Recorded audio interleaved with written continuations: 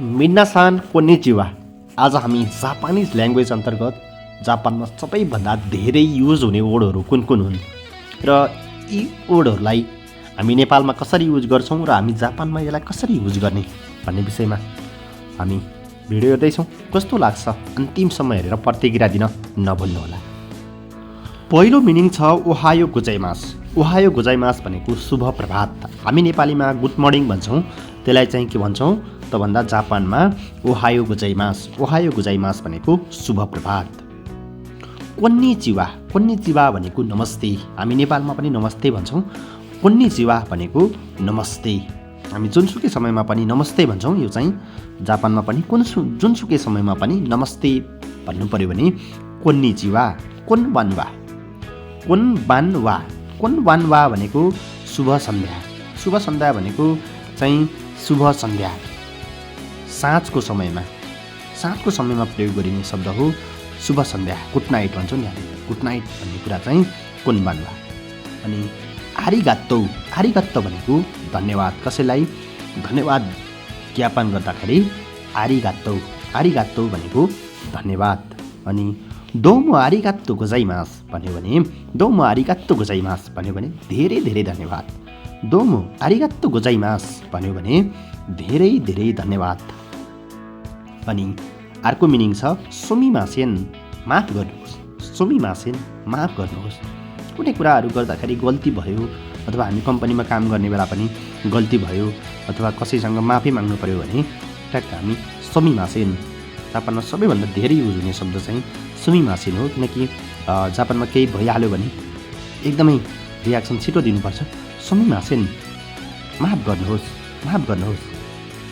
मलाई क्षमा गर्नुहोस् भन्ने अर्थमा सोमिमासेनको प्रयोग गरिन्छ। गोमेन्नासाई। गोमेन्नासाई भनेको माफी चाहन्छु। कुनै काम कम्पनीमा अथवा कुनै पनि ठाउँमा हामी काम गर्दै गर्दा गल्ती भयो भने के गर्नुपर्छ? माफी माग्नुपर्छ। गोमेन्नासाई माफी चाहन्छु। गोमेन्नासाई माफी चाहन्छु। हाई भनेको हो। कसैले केही कुरा सोध्यो अनि त्यसपछि त्यसको रियाक्सन दिनु पर्यो भने हो अथवा ए भनेको होइन। होइन, रियाक्सन दिनु पर्यो भने हाई भनेको हो, ए भनेको होइन। ओनेगाइसिमास। ओनेगाइसिमास भनेको कृपया एक्सक्युज मी भन्नु पर्यो भने ओनेगाइसिमास। होइन, दाइजोबुजु देश भन्यो भने ठिक छ भने दाइजोबु देश। दाइजोबु देश ठिक छ के छ भनेर कसैले सोध्यो भने दाइजोबु देश ठिक छ। यसै गरी वाकारिमासिता भनेपछि बुझेँ। कुनै कुराहरू बुझेँ भनेर कन्फर्म गर्दाखेरि के गरिन्छ? वाकारिमासिता। वाकारिमासिता भनेको बुझेँ हो। वाकारिमासेन भनेको बुझेन। मासेन आयो भने नेगेटिभ, बुझेन। वाकारिमासेन बुझेन भन्ने हुन्छ। यसै गरी इरास्साइमास। इरास्साइमासे भनेको स्वागत छ भने इरास्साइमासे। इरास्साइमासे भन्यो भने स्वागत छ। कोही मान्छे आउनु लाग्यो भने इरास्साइमासे भनेको स्वागत छ हो। सायोनारा भनेको बिदा हुन्छु अथवा बाई बाई। हामी बाई बाई भन्छौँ नि, त्यो चाहिँ सायोनारा। सायोनारा भनेको बाई बाई। यसै गरी तोमोदाची भनेको साथी। तोमोदाची भन्यो भने साथी। नामाए भनेको नाम। नामाए। नामाए भनेको नाम। जिखान भनेको समय। समयलाई के भन्छ? जिखान भनेको समय। क्यौ भनेको आज। क्यौ भन्यो भने आज। आसिता भन्यो भने भोलि। आसिता। आसिता भन्यो भने भोलि। यसै गरी मिजु भनेको पानी। गोहान भनेको खाना। मिजु भनेको पानी, गोहान भनेको खाना। गाक्कौ भनेको स्कुल विश्वविद्यालय। गाक्कौलाई के भन्छ? विद्यालयलाई गाक्कौ। खाइस्या भनेको कम्पनी। खाइस्या भनेको कम्पनी। हितो भनेको मान्छे। हितो भनेको मान्छे। यसै गरी किनौ भनेको हिजो। किनौ भनेको हिजो। इकिमास भनेको जान्छु, किमास भनेको आउँछु, इकिमास भनेको जान्छु, किमास भनेको आउँछु, ताबेमास भनेको खान्छु, ताबेमास भनेको चाहिँ खान्छु।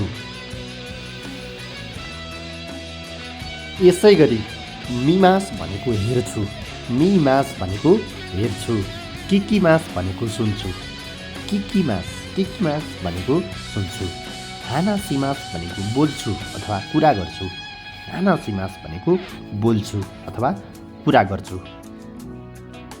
खाकिमास भनेको लेख्छु, खाकिमास भनेको लेख्छु, योमिमास भनेको पढ्छु, खाकिमास भनेको लेख्छु, योमिमास भनेको पढ्छु। यसै गरी खाइमास भनेको किन्छु, खाइमोनोसिमास भनेको फेरि किनमेल गर्नु भन्ने हुन्छ। खाइमास भनेको किन्छु, चुखाइमास भनेको प्रयोग गर्नु, चुखाइमास भनेको प्रयोग गर्नु, युज गर्नुलाई चुखाइमास भनेर भनिन्छ। इकिमास भनेको जान्छु, किमास भनेको आउँछु, इकिमास भनेको जान्छु, किमास भनेको आउँछु, खाइरिमास भनेको चाहिँ फर्किन्छु, खाएर फर्किन्छु भनौँ न है, खाइरिमास भनेको फर्किन्छु। यसै गरी हाताराकिमास भनेको काम गर्छु, हाताराकिमास भनेको काम गर्छु, यासोमिमास भनेको आराम गर्छु, यासोमिमास भनेको आराम गर्छु, सित्तैमास भनेको थाहा छ, सित्तैमास भनेको थाहा छ, सिरामासेन भनेको थाहा छैन, सिरामासेन भनेको थाहा छैन। गरी गानबारीमास भनेको प्रयास गर्छु, गानबारीमास भनेको प्रयास गर्छु। ओके, आजलाई यति नै। तपाईँहरूलाई कस्तो खालको भिडियो आवश्यक छ कमेन्टमा बताउन सक्नुहुन्छ। साथसाथै अर्को भिडियोका लागि प्रतीक्षा गर्नका निमित्त हामीलाई सब्सक्राइब गरेर जोडिन अनुरोध गर्दै आजलाई बिदा हुन्छु। हस्त, धन्यवाद, नमस्कार।